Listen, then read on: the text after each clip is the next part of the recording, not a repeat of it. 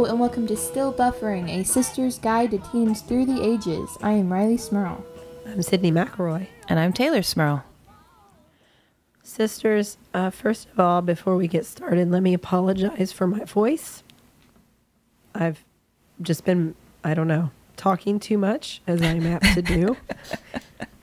No, that's not true. I've been sick. So instead of Sydney McElroy, you have Faith from Buffy joining you on this episode. Can you say 5 by 5? Can you? 5 by 5. Oh, that sounded so good. Is that good? Yeah. So we actually, now I'm not talking to you sisters. I mean, I am still, but I'm also talking to the world. We were actually planning on doing our usual kind of episode this week. You know, silly teen fun. Right? Yeah. But instead, we're actually going to talk to you about like how we decorated our rooms. Mm-hmm. You know, right? Taylor was going to tell us about the joys of inflatable furniture. We're going to, now we have a whole week to figure out how water beds, how you get them in and out of a house, because that was a point of contemplation for me. Exactly. So instead, though, we thought that in light of recent events that have been happening, because I'm certain we're recording this over the weekend, and I'm sure that you, like us, have been incessantly following Twitter or Facebook or probably more reputable news outlets as well about the details of what's happening in Orlando. And we thought in light of that, we should talk about something a little more serious. Is that okay with you, Taylor, Rileigh? Yeah. Fine with me. Yeah. I mean, it's hard. I mean, we were conflicted over, probably right now everybody could use some goofs, but this is something that certainly affects teens and adults, and this is something that has come to be more in focus in our nation, I think, as in Riley's lifetime. So, it feels like the thing that we need to do. And we'll be back with our usual episode next week, I'm sure, talking about silly teen things and get back to the funny as usual. But it struck Taylor and I as we were talking about this that when things like this happen, and you're a kid, and especially a teenager, where you're old enough that not only do you know what's going on, but we expect you to know what's going on. We expect you to be well informed. We ask you that. When you go to like your college interviews, Rileigh, people are going to ask you about current events, and they're going to expect you to know, and they're not going to be impressed if you don't. So it's not just that we recognize you're aware. We want you to be. But then at the same time, you can kind of feel powerless because what do you do with that information? And so we were thinking, like, what does that feel like for you right now, Rileigh, being a teenager and seeing things like this happen around you? How are you feeling? I mean, it's what I've grown up with, pretty much, I mean, something like Virginia Tech happened when I was in, second grade? And it's like I had to know about that because mom and dad would watch it on the news, and I would sit there and watch it, and teachers would talk about it at school. And now it's like, this happens, and if I was in school right now, we would go to school and we'd be talking about it, but teachers wouldn't expect us to know about it because we've been watching the news. They would expect us to know about it just because it's everywhere. I mean, you open up Twitter and it's what you see. You open up Instagram, Facebook, it's what you see. So you're just, it's not even talked about like it's some surprise or like it's some big thing that we could have done anything about. It's just talked about like, well, yeah, this happened just like it did 3 years ago, just like it did 5 years ago. Is it now, as far as like learning about these things and finding out about these things, when I think about when I was younger, like going back to Columbine and the shooting that happened in that high school, I found out about that from watching the news with mom and dad. My understanding of that situation was very much, I don't want to say filtered through my parents because it sounds like they were keeping things from me, but it was put into context by our parents. They were with me while I received that information and helped me to understand it and cope with it. Now, my suspicion is that when tragedies happen now, you're not necessarily seeing that or learning about it from the same news outlet that our parents are. No, I mean, I don't watch the regular news and find out about stuff like that. By the time it happens on the regular news, I've already seen it on my phone or on, social media somewhere. Heard someone talking about it at school. I mean, there's stuff that Dad will say, did you see this happen? Did you hear about this? Did you see this person, died or whatever? And yeah, I mean, I've already known about it from when it happened, because the minute it happened, it was everywhere. Do you think that changes? I mean, not that it's ever easy to hear about things like this or to try to understand them or to live in a world where they're happening, but do you think that, I don't know, maybe it makes you feel a little more powerless or a little less safe than Taylor and I when we learned about these things with our parents sitting next to us explaining it? You know what I mean? When you're finding out about it on your own. Yeah, I guess. But, I mean, it's not anymore become a thing where it's like, can you believe this happened? Like, this would have never happened. This is why it happened. This is how it happened. Like, I don't really need someone explaining to me, like, this is what happened, because it's been happening for years. Like, it's just become a normal thing. Like, we're being taught in schools. We don't get taught tornado drills or, oil or chemical spill drills like we used to. We get taught, drills for when there's a shooter in the school and what to do. I mean, they explain it to us not like this is what's happening and what we can do to stop it. It's this is what's happening. There's nothing we can do to stop it. So here's what we're going to do to try to make it so that when it happens, it wouldn't be as bad as if we weren't educated about it. Well, that's funny that you'd say that, because that when we were kind of talking about this earlier, for some reason the memory that I had was being in elementary school and there was a big storm and there was tornado warnings, and they had us all go out in the hallway and hunker down. And that's the thing about natural disasters. You don't ask why a tornado happens. You just try to react best you can to its happening. And I think that this gun violence has become a natural disaster. It's just something we don't question. We just prepare for. I think, unfortunately, that's becoming truer and truer because for whatever reason, and I mean, I know that this certainly is not unique to our country, but at the same time, there are a lot of places similar to our country where it does not happen with this frequency. We don't seem as a collective of humans to be able to do anything to stop it or to make any major changes that are within our control to cut down on the number of times that we're going to have this conversation. Well, I love that Onion article that gets reposted every time this happens, which is the headline is something like, "How could this happen as only nation where this occurs regularly," or something like that. Just I don't know. And I know, and I was thinking, I have vague memories of things that happened when I was very young, and my recollection of them is so vague, I think in part because I was young, but also because it was what my parents told me about it. They told me something bad happened. They told me that there were bad people, but they told me that we were okay. You were safe. And so when you're a little kid, that's how you learn about tragedy. And so unless it personally affects you or your family, it's all kind of hazy. It's all kind of vague. When you're an adult, like now, and things like this happen, I look and I'm sad and I feel scared and I feel helpless. And then I turn that into, what can I do? How can we make a change? Who can I vote for? Who can I vote against? Where can I donate money? What can I do to stop this? I think what makes it hard when you are a teenager, and I feel like I felt this way when I look back at things like Columbine happening, but it's so much easier to look back in retrospect and imagine you felt this way than it is now to be in the moment and to think about it. But you have enough awareness to know what's going on, but at the same time, Rileigh, you can't vote. No, I can't do anything.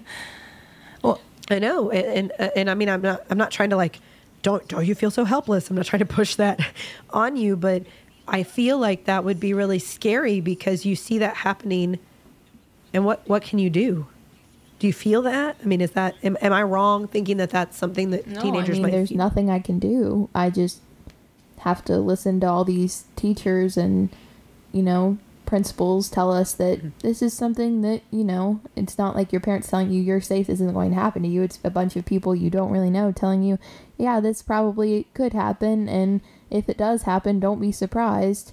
So just listen to what we're telling you to make it so it isn't as bad as it would be if you didn't listen to us. I mean, that's the crazy thing to me, because I remember post-Columbine, and I mean, it was devastating, and everybody wanted to know why, how could these kids have gotten this, like, down this dark of a path? Like, there was so much investigation, so much, it was these two isolated people, something must have been so broken for this to happen, and that now it's just we've moved beyond that. We've just accepted that no, this could happen. Lots of people could do this. Probably, chances. I just still don't understand how something like that happened so long ago and then it keeps happening. And I mean, anyone could carry literally anything in their backpack into school and no one would know. I mean, there's no security guard. I mean, there is, but how are they going to look at your closed, zipped backpack and know there's something in there? I mean, you could carry handguns and knives in your backpack and no one would know until you took them out and did something with them. I mean, I don't know why there's nothing that's happened to make it so that anyone is, there's no metal detectors, there's no security guard watching when you come in. I mean, in middle school, there was a kid who brought a handgun into school and just had it in his backpack and showed it to someone else. Jesus. Well, and there are schools where they have metal detectors and where they would search your bag and things like that. But you're right, at our school there isn't. I mean, we've had, in the 2 years I've been at my high school, we've had 5 evacuations for bomb threats, and one kid who had like 3 handguns at his house and 2 knives and homemade explosives and was planning on coming into school on the following Monday and shooting up a bunch of his classes, but they arrested him on the Sunday before it happened, but like he was in my first period and there's no one would have known if he had guns and knives and homemade explosives in his backpack because there's no way to stop it. How about you just stop going to school? Is that an option? No more school. School is a bad place. And Taylor, I had that same thought when Mom told me about that happened at Rileigh School. My first thought was, well, we got to pull Rileigh out of school. It's a bad place. She can't go to school. And then my second thought was, well, and Charlie's never going to school. Well, I mean, how do I send her to school? How do we live in this world, in this environment? And where Rileigh's saying it's just going to happen maybe. Like I've been taught that maybe it just happens. And hopefully it doesn't. But maybe it does, and that's the reality. I mean, it's like it's like I don't know, like it's like living on a fault line. When you move somewhere that's on a fault line, you kind of accept that comes with that risk that someday your whole life could just fall apart. But it's unfair. It's like kids today are born on a fault line. They don't have a choice. I mean, they are. We're all living in Tornado Alley all the time. If you think about it, like how many years has it been since Columbine? Like, I mean, I wasn't old enough to be aware that happened. I mean, were you born yet? When was that? I don't even know what year that was. You weren't born. So, I mean, it's been at least 15 years since that's happened, and it's been happening still, and the situations to improve it, I mean, there haven't really been any situations to improve it. It just keeps getting worse. So if you think about, I mean, by the time Charlie's in school, in high school, 14 years from now, 15 years from now, is it going to get better? Like, are we going to finally do something to stop it? Or is it just going to keep getting worse until it's like, kids can carry in huge assault rifles into school and no one says anything about it. Right. Well, that was 99, by the way. Okay. So that was the year before you were born. That was 17 years ago. And that's like there was some response. I think it was just Handy Hook that, well, if the teachers had guns, this wouldn't have happened. Okay, so we can't control who has a gun, so everybody get a gun. Just go Old West in this. It's just every you get a gun and you get a gun. If we all have guns, then maybe we won't shoot each other. I don't know. No, I don't think there are any statistics that bear out that more guns keep us No, I don't think so either. safer. That was said in jest. I mean, specify. No. Oh, I'm with you. No, I agree with you. I I understand. mean, it almost like there are all those crazy conspiracy theorists online that say that all of this is faked by the government, and you just don't, like you just want to believe it. Because at least it applies some order. It applies a crazy order to it, an absolute insane order, but at least it gives some logic to it. And I think there were even, and I mean, the reports that I'm reading now, we're talking about what this horrible thing that's happened in Orlando. We're talking about it as we're still learning about it. So who knows? Because you hear things, and I mean, this always happens when events like this occur, unfortunately, that you think you know the whole story at first, and then only time will bear out what really has happened and what all the facts are. But I've seen people mention that there were security guards with guns. Well, And this was one person. And more than 100 people were shot. And I don't know how you feel safe when that fact just, there it is, that exists. I can't. I mean, I don't know that we can put our hands on guns that can shoot 100 people that quickly. I mean, if you're a hunter and you hunt with guns, it's cool. Get it? I don't know when you need to take an assault rifle to a bear. I don't know. No, that's the thing. Like, we're all from West Virginia. We grew up with, I mean, our family was not a hunting family. And that's full disclosure, because I know that there are a lot of people who say, if you understand guns, if they're part of your family, part of your heritage, I don't connect with that at all. They're not part of our family. They're not part of our personal heritage. So sure, I get that. But we had plenty of friends, who went hunting, lots of people who own guns. School let out for the beginning of hunting season. That's still a reality in this state, Yeah. is that, at the beginning of hunting season, kids get out of school so they can go hunt. So, like, I understand that. But these people that I know who are hunting are not taking assault rifles to go hunt deer. The goal is not to take out an entire forest of deer in one swoop. Is that not how you hunt? You just rattle the forest with bullet. You see what dies, you eat it. Hunting. No, I'm pretty sure that's not how you hunt. But the thing is, we talk about this. Rileigh, you have mentioned several times that it almost doesn't shock you that this has happened. And I don't mean that to say like you're not feeling, but like you don't seem surprised. You seem sad. You seem, but you don't seem surprised. And when I heard about this morning, I felt shock. I felt that like uncontrollable, like I started to cry because like when you hit your head on something really hard and you just instantly burst out in tears and you don't mean to. I had that kind of, you know what I mean? I had that kind of reaction. Like I started to cry and I felt scared. And then I grabbed my daughter and I held her a little closer and I looked around like something was attacking us at that moment. Like that was my like instinctual reptilian response, was fear, fight or flight kind of thing. But for Rileigh, like, this isn't shocking for you? I mean, it's like the boy who cried wolf. It's like we've had so many evacuations and threats at my school. It's like no one really takes it seriously anymore. So when it does happen, I mean, at least for me, when it does happen, it's like, well, okay. I mean, it's happened so many times already. We've been taught so many times that people are capable of doing something this horrible. When someone does something this horrible, we're not surprised that they had the ability to, and they had the chance to, and they had the opportunity, and they had guns accessible to them. I mean, Tell us about the drills that you all do, because I know you do.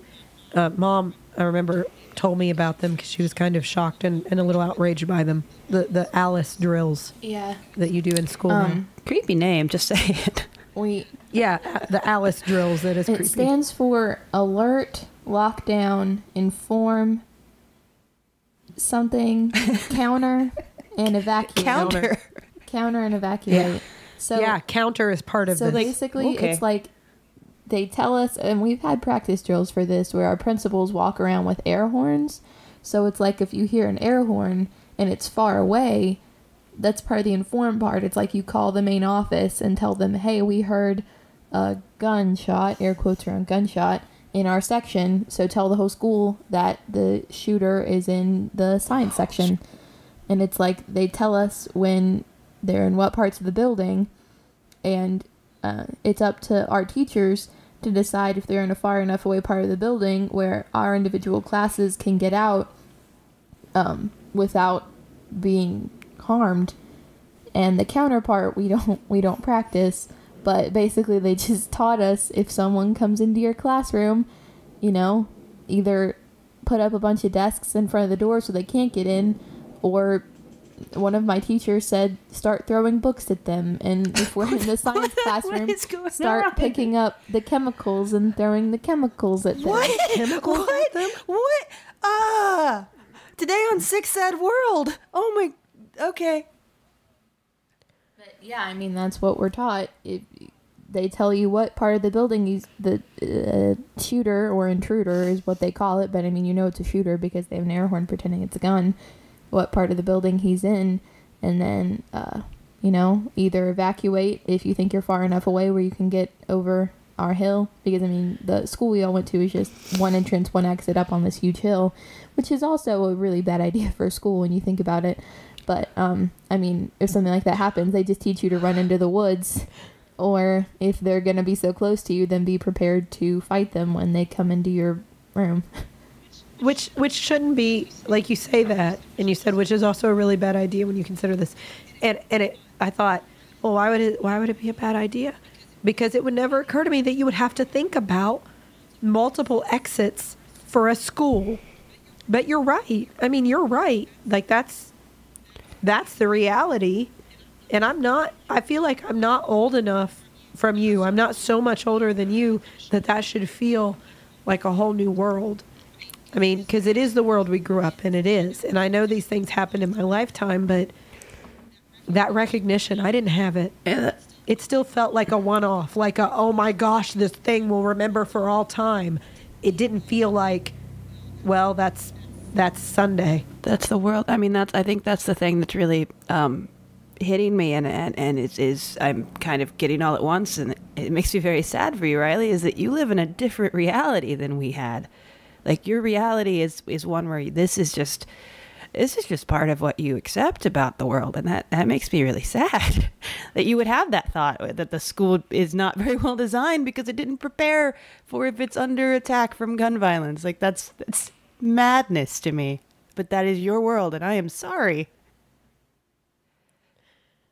And I guess, I mean, to put it in context, there was a time before all of us where I don't even think our parents Yeah. No, they're not quite old enough to have gone through this. Cold War? They're probably that's what I was going to say, the Cold War. They're probably a generation or so removed from duck and cover, from, the idea that your school might be under a nuclear attack. Or, well, not your school, but your area, your city. Yeah. When you do these drills, Rileigh, do you feel safer? Like, if after you practice this and you're all like, you've learned how to hide and alert people and throw books at people and then, I don't know, jump out windows or whatever they teach you to do you feel like, I'm ready? No, I mean, no one really takes it seriously. At least at my school, when we practice these, the teachers are like, yeah, okay, we're just going to sit in here and keep teaching with the lights off. I mean...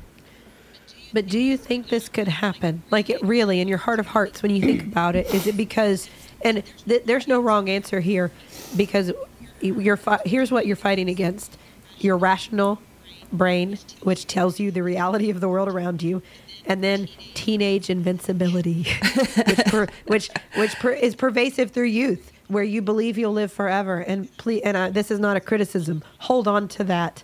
Because when you start to lose that inkling that you're going to live forever, that is a terrifying moment in your adult life. So I am not criticizing you for that. But those two things often butt up against each other. Like my brain that says, oh my gosh, this could happen. And then my gut says, yeah, but it probably won't. Like, is that what's happening, do you think? What do you mean? Like, everyone thinks that it's not going to happen? Why your friends and your teachers don't take it seriously. I don't know why they don't. I mean, it's obviously happened enough for us to improve our drills so that we're prepared for a shooter to come into the building. It's happened a lot, you know. We've evacuated school. We've closed down school because people have threatened to bring guns in and kill people. Like, I don't know why people don't take it seriously. I think it could happen. I wouldn't be surprised if it did. Is this something you worry about? Yeah, I mean, especially, like, if the one place we're supposed to go is the football field, when we run out of the building, it's like everyone go to the football field, and it's someone in our school who's bringing guns. It's like, okay, well, everyone's going to the football field. So that's where a huge group of people is going to be. Like, I think about, like, you know? Yeah. I mean, that makes a lot of sense. Yeah. I'm really sorry, Rileigh. Me too. We are, Taylor and I both. I don't want to call you old, Taylor, because that seems mean, so I'll call myself I'm old. It's all right. I feel old right now. I feel real old. But I feel like we're older enough than you that we could have made this world a little safer or a little better by now. I mean, and I don't know that we have. That's I guess that's the thing. It's like, I mean, I don't know. I don't want to. That's probably a messed up thing to say, because it's like this. Because it seems like it just keeps getting scarier, and it's not a matter of growing up and being more aware. It's that it actually is getting scarier. It's nothing. It's not about the information we're receiving. It's just about the actual events. And is this just a thing that just spirals? I mean, what world does Charlie have to look forward to? I don't know, but I'm really thinking maybe homeschooling are out for us. But even that, like, I say that, but the thing is, we encourage, I mean, I do. Not everybody, maybe. I don't know. My thought about having kids and having Charlie, and as I watch her grow up, not yet, because she's like not even 2, so I don't want her going anywhere. Like, she can't very well. She doesn't know how to navigate, like, you know, public transit, or she doesn't have any purchasing power. So I don't want her going anywhere right now. But doesn't have any purchasing power. It's Charlie with a little charge card. Excuse me. But she has a piggy bank. But other than that, I think someday I will look at her and say, like, explore the world, see things, like, do what I did, go to other countries, and don't be afraid to go by yourself, and don't be afraid to, like, get on an airplane, get on a boat, get on a train, drive. You know, I want to tell her these things, go see things, go explore and adventure. But how do you look at a kid and say that? And it's not just school. It's what's safe? I mean, I guess that's like a great parenting question in general, but when things like this happen, it just, I mean, like, I understand people who are just like, nah, I'm just going to keep my kid at home forever and tell them that there's nothing outside. So you're going to make Charlie Rapunzel? Yes. I'm going to make Tangled the live action movie with my daughter. Let's just pull a village. Let's get us and all, like, the other cool people we know, and let's just close ourselves off, tell all our children that there's nothing beyond these walls except for monsters. Like, that was a good idea, now that I think about it. I know, really. Like, I'm gonna start building a bunker right now. I'm gonna Kimmy Schmidt my daughter. But I think that there's it's in times a very useful and very powerful thing that we as humans can do, and that's that we adjust to the situation we're presented. We learn to accept and deal rationally, I think, with any sort of crazy, awful, horrible, wonderful thing that's presented to us. I think that it's a normal thing. The human brain kind of adjusts itself so it can operate normally in whatever situation it's given. I just think sometimes we have to check ourselves on what we've accepted and what we've adjusted to. Like, what are there absolutely insane situations that we have just brought into our reality? And I don't know. I mean, no, you're exactly right, because I don't want us to sit here and talk from a place of privilege, right, where we expect to be that nothing bad will ever happen to us, because that's not true. I accept that there are lots of people all over this planet, in my lifetime and in your all's lifetime and in lifetimes to come, who are living in much harder, scarier, riskier, more dangerous situations than we are every day. I accept and understand that, and that's the truth. And I don't ever want to sound like we deserve not to. That is not what I'm saying. No, of course. What I'm saying is that we have the power, I believe, we have the power to do better than to have Rileigh and people of her generation sitting here saying, this is just what it is. It's just that people have access to weapons of mass destruction. Let's be honest. People have access to them. There's no way we can stop them getting them. And there's no way we can stop them walking into places and doing whatever they want. And it happens all the time. And the best we can do is be really scared about it and learn how to throw books at them when they come at us. I mean, and then hope it's somebody else. Like that's we can do better. That's the thing. It's like, I've lived in New York for what 10 years now, and I was mugged once. I don't think I've ever actually told Mom that, because I didn't think she'd like that. But you know what? She's gonna know. Yeah, now. she's gonna know. And it was late at night, and I was a little drunk, and I was way, way, way out in Brooklyn. I did absolutely everything wrong, and I'm lucky I just lost my phone and some money. But the thing is that that's me doing something, going into an area that's doing a lot of things wrong. Going to school shouldn't be one of those risky activities. That should not be like a high alert situation. Well, I agree with you. I agree with the premise of what you're saying. I would also say, though, that it is not your fault that someone else did something to violate your safety. Well, no, but I mean, there's, like you were saying, that's what I'm saying from privilege. I should be safe anywhere. No, there are things where you're like, you know what, you could always, you're right, you are absolutely right, but there is a reality to life, and I mean, that's, once again, that's part of my reality is don't get drunk in the middle of nowhere and assume that you can wander around at 4:00 in the morning in New York City. That's a accepted thing. Also, in Rileigh's world, when you go to school, okay, we're just gonna keep that bar going lower and lower, humanity. We'll learn how to limbo. I don't know. No, I mean, you're right. It's unacceptable. And, I mean, it's true that you should be able to get drunk and wander around Brooklyn as late as you want to. I mean, okay, you're right. Maybe. But. You should, but you're right. There's the real world. It's like we're saying, there's the real world, your rational brain, and then what your gut tells you in that moment. But when do we, what do we all just do? Feel scared all the time and unsafe all the time now? That doesn't seem like a great response. Rileigh, is there anything, because I thought this, and luckily Charlie's not even 2, so I don't have to tell her anything or explain anything to her. She's unaware. But I think about, I was looking at her today and I was thinking, what do I tell you when inevitably something like this happens when you're 12, 13, 14, 15? What do I tell you about it to try to make you understand what's happening, but not just feel helplessly afraid? Is there anything that anybody could say that would help?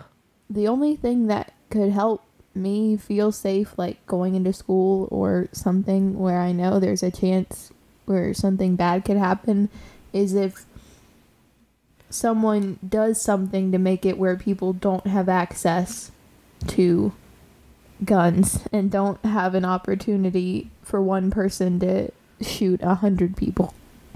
That shouldn't be a thing that happens. And the only thing that'll make me feel better is someone saying, there's going to be someone checking every bag that comes into school. There's going to be someone who's making it so no one has access to things that can cause this much damage. I mean, there's nothing that anyone can say at this point that would make me feel better. The only thing that would make me feel safe is if someone actually did something about it. I think that's an excellent point for us to kind of close this discussion on, is that we talk a lot. We're really good at talking about things like this. We are, as citizens, our politicians are really good at talking about it. None of us are good enough at doing anything about it, because if we were, we wouldn't be having this conversation again. In the spirit of that, if you're feeling like I am, which is completely helpless right now, there's some resources you can check out. There's a really great article specifically about this shooting that happened. It's on thefrisky.com. And it's called How to Help the Orlando Shooting Victims, What You Can Do Right Now. I've tweeted out the link. I'll tweet it out from our account as well. But there are a lot of different resources if you want to do something. First of all, if you live in the area, you can donate blood. You can schedule those at the American Red Cross website. So, you need to check that out. A lot of the victims were at the Orlando Regional Medical Center, and you can check out their website to offer donations if you want to. There are a lot of LGBTQ organizations that you can support in light of this specific tragedy. So there are a lot of donations you can make there. And then in general, let's say that you feel like, I think you probably suspect Taylor and Rileigh and myself feel, and that you think gun violence is a problem in general in this country. Check out everytown.org. You can check out the Brady campaign, bradycampaign.org. And then there's also co.clickandpledge.com. This is another campaign to reduce gun violence. So again, I've been tweeting out these links. We'll tweet them out from the account. My wonderful brother-in-law, Griffin McElroy, has been tweeting out a lot of these. So his account has a lot of great advice on it today. But if you feel helpless, there are things we can do, because this shouldn't be just what we accept now. Exactly. We can do better. And Rileigh, I'm sorry that we haven't already. Maybe you will. I mean, I hope so. I have a lot of faith in you. Well, Charlie's depending on you guys to make a difference. And I mean, and it's like, I think in our lifetimes we've seen a lot of important legislation go through for the LGBTQ community, and as great as that is, there's still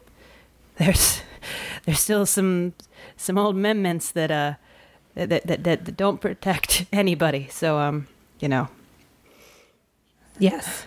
Exactly. There's still a lot we can do to reduce gun violence, to help with, again, specifically to this tragedy, LGBTQ issues and rights, and to help protect that community better than we already are. And it feels shallow to say that our thoughts are with the families and the victims in Orlando.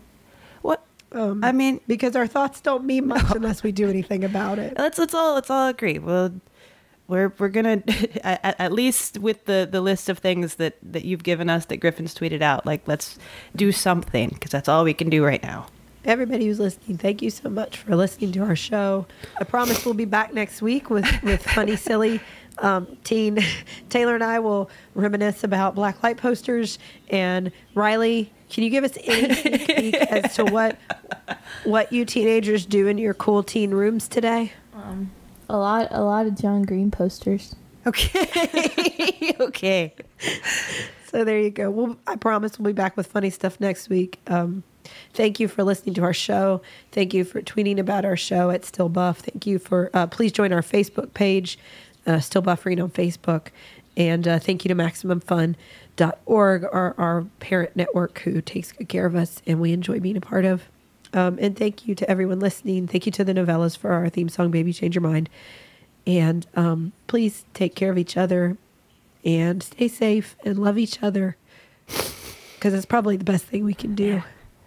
Is a lot more love. And that's all I got. Thank you guys for hanging with us. We're glad you're out there. Yeah. This has been Still Buffering, a sister's guide to teens through the ages. I am Rileigh Smurl. I'm Sydney Mackerel. And I'm Taylor Smurl. I am a teenager. And I was two.